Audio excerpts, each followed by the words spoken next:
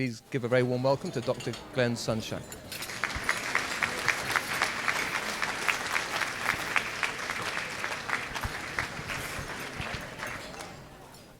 I suppose what I should start with is I'm used to giving hour-and-a-quarter lectures, so I hope that's okay with you all.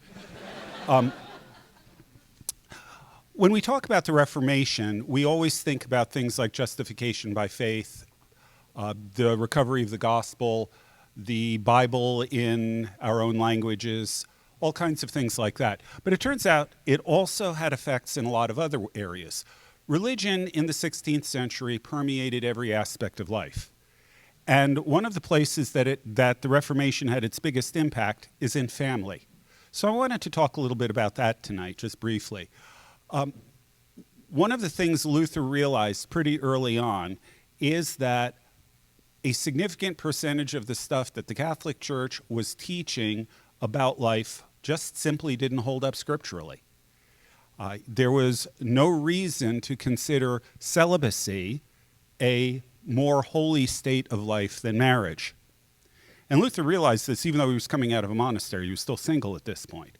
He said there's no reason why clergy shouldn't marry. Living a celibate life makes no sense. And in fact, he went so far as to say that taking vows of celibacy, which was a central part of what you had to do as a member of the clergy in the Catholic Church, he said that is incredibly presumptuous and frankly sinful, because even if God wants you single right now, that doesn't mean he's going to want you single in 5 years. What are you going to do then? You can't take vows that are going to last a lifetime right now because you don't know what God's got in store for you. That's presuming on God. So he rejected all of that and began to advocate strongly for the abolition of the requirement for clerical celibacy.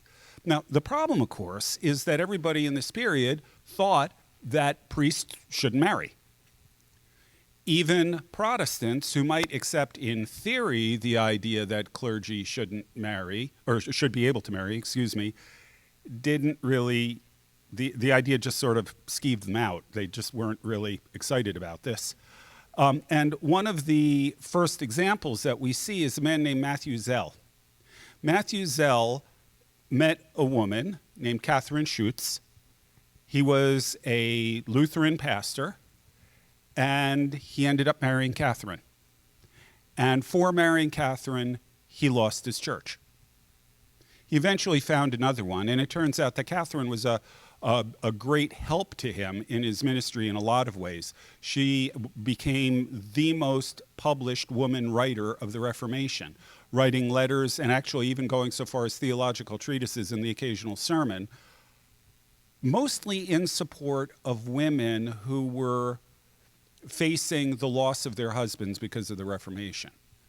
She assisted him. It was a remarkable team effort between her and her husband. And they got married 2 years before Luther. So that was one of the first of them. Luther, however, probably is the winner in terms of stories about getting married. I don't know how familiar you are with this, but Luther got a letter after the Reformation started from some nuns in a nearby convent. And now you need to understand, people were put into monasteries because their parents didn't want to go through the hassle or the cost of marrying them.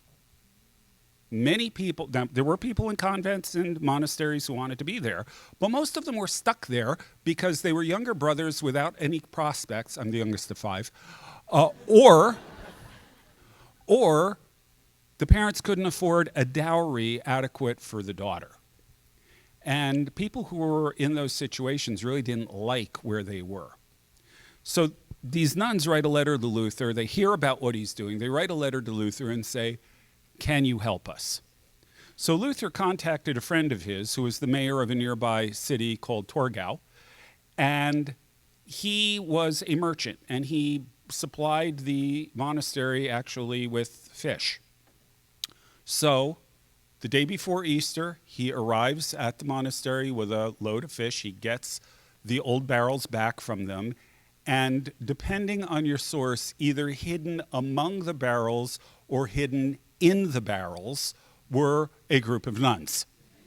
So he sprung them from the monastery, and they made their way back to Wittenberg. Okay, now what are you going to do with a bunch of runaway nuns? The first object was to try to get their families to take them back. The families refused. Because, you see, it was illegal by canon law to do that, and also questionable in terms of whether it was legal within the Holy Roman Empire. So the next solution is to find them husbands. Well, we've got a bunch of promising seminary students here. And so they married off most of these, the nuns to the seminary students.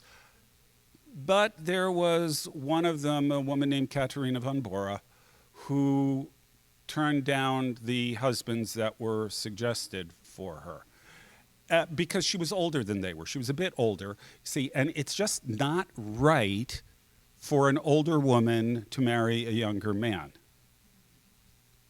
Well, there are occasional exceptions, but in Katharina's mind, that was just wrong, or at least that's what she said. Eventually, they come to her and say, look, you got to marry somebody. And she basically, they actually called Luther to talk to her. And Luther tells her that, and her answer was, okay, how about you? And Luther had all kinds of reasons why he didn't think he ought to get married, not the least of which is that he was an imperial outlaw. He'd been outlawed at the Diet of Worms, which meant that it was open season on him. Anyone who ran into Luther, now this is literally true, anyone who ran into Luther could kill him on sight with no repercussions. That's what it means to be an imperial outlaw. Luther figured that sooner or later he was going to be the guest of honor at a public barbecue, with the net result that he did not want to get married. Katharina could be kind of persuasive, though. And so 2 years after Matthew Zell married Catherine Schutz, Luther marries Katie.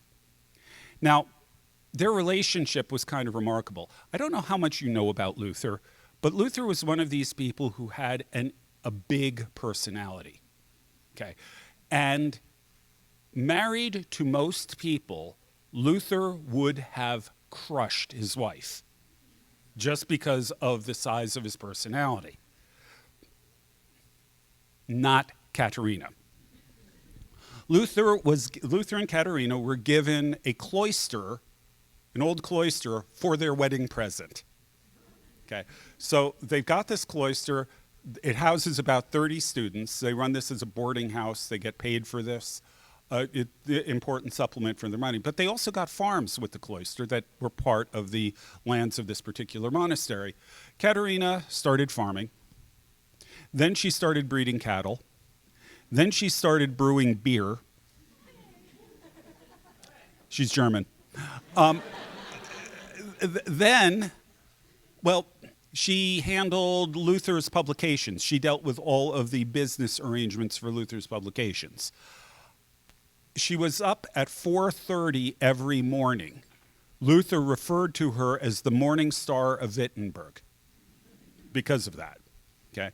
His most common nickname for her was Katie my rib. And, well, to put Katie in perspective, at one point Luther said to her, Katie, you have a husband who loves you. Let someone else be empress. He commented at one point, get yourself a wife, and your mind, however fussy, will become straight as a ribbon. It will be reduced to one thing and one thing only, to do and to think exactly as she says. That was Katie Luther. Now, this wasn't the only really interesting marriage story within the Reformation period. There are a lot of them. Henry VIII's got actually quite a few all by himself. But the other one I would just like to tell you about is John Calvin, because I'm sort of a Calvin specialist, so I got to do this. It's in the contract. Calvin had no intention to become a pastor. He wanted to be just sort of left alone to write and do scholarship and things like that. But he got arm wrestled into doing this by a guy named Guillaume Farel in Geneva. Guillaume is French for William, so you can think of him as Will Farrell if you'd like. And Farel and Calvin started working in Geneva until they got the town government annoyed, and then they got kicked out. Now, Calvin didn't want to be in Geneva anyway. He wanted to be in Strasbourg, so he said, fine, I'm going. He leaves, he goes to Strasbourg. He gets to Strasbourg, where Martin Bucer takes him on as a protege. He makes Calvin the pastor of the French refugee church in the city, one of the pastors there. And Calvin was working with Bucer and learned quite a bit from him. In fact, you heard me talk about some of this afternoon. But one day, Bucer came up to Calvin and said, John, you're doing a great job, but there's just one problem. And Calvin said, okay, what's that? He said, you're not married. Calvin said, so? Bucer said, well, you know, the Catholic Church believes that priests should be celibate. And Calvin said, yeah, so tell me something I didn't know. And Bucer says, well, you don't believe that, do you? Calvin says, no, of course not. Bucer said, then you got to get married. He said, wait a minute, that's not what that means. What that means is I don't believe you have to stay celibate. It doesn't mean that you have to be married to be a pastor. Bucer said, oh, yes, it does. Because you see, if you stay celibate, people are going to confuse you with a Catholic priest, and they're going to think you're thinking like a Catholic. You got to get married. So Calvin's a Frenchman, remember. He's from Noyon in Picardy near the Belgian border. He's French. And as such, he is a hopeless romantic. He tells Bucer, I am way too busy to go courting. So here's what we'll do. I'll draw up a list of qualifications. You screen some candidates, and I'll pick one. Gotta love the French. So now, there are a couple of things we have to add here. First of all, there were two lists of qualifications. There was the public list, and there was the private list. The public list included things like she has to be a good household manager, she's got to be a godly woman, you know, and so on. The private list is I've got to be able to get along with her, and she's got to take some concern about my health. Because Calvin's health was starting to deteriorate, actually very badly at this point. I don't know if you know this, but Calvin actually had to take a leave of absence for preaching later on in Geneva because he was lying in bed unable to get up with tuberculosis. However, because he couldn't preach, that didn't mean he wouldn't work. He dictated his commentary on Isaiah under those conditions. Okay, he had real health issues. Okay, so you got that. Now, the other piece of good news is that they presented someone to Calvin, and Calvin couldn't stand her, and so he rejected her. She was gunning for him the way Katie was gunning for Luther. Okay, but Calvin turned her down, and instead, he picked someone that wasn't on anybody's list, a woman named Idelette de Bure. She was the widow of an Anabaptist, and there's at least some indication that Calvin knew her and her husband before he died. So he seems to have married an old friend. So there is at least a little bit of hope here. So the point of all of this, if there is one, is that the reformers, you know, we sometimes, if you don't actually take the time to spend time with these guys, it's kind of easy to look at them as sort of cardboard cutouts. It's easy to look at Luther as this great giant who, you know, discovers justification by faith and comes up with the "Here I Stand" speech and all of those kinds of things. Or Calvin as this brain who simply produces the institutes. But these are real people. They're real people with real lives like all of us. They're real people with emotions, with faults, with, in some cases, really serious flaws, who are just trying to make their way through life as it would presented itself to them, trying to make the best of the life that they have before them. And you know what, in terms of marriage, Luther and Katie, like I said, they had a great relationship. They had 6 kids. Calvin had 1. Died in childbirth. ruined his wife's health. She died just a few years later because her health was shattered from this experience. And Calvin never remarried. Not because it was a been there, done that, got the t-shirt kind of situation. I don't have to prove anything anymore. I was married. No, he didn't remarry because he never stopped mourning the loss of Idelette. So out of this rather unpromising start, this rather strange start here, we had an amazing marriage. We had an amazing relationship.